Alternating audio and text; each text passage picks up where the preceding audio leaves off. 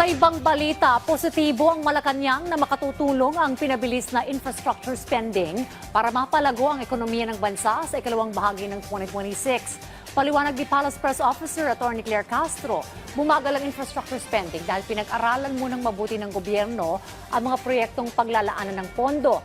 Ito ay para matiyak na nagagamit sa tama ang pondo ng bayan.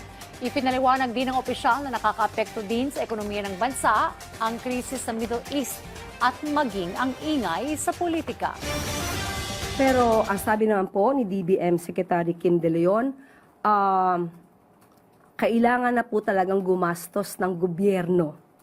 Nakita din po kasi ang pag-iingat naman ng sobra ng DBM sa nakaraang taon dahil nga dito sa mga maanumalyang flood control projects. So hindi agad gumastos ang gobyerno, pinag-aralan mabuti at hindi basta-basta inilabas ang pondo.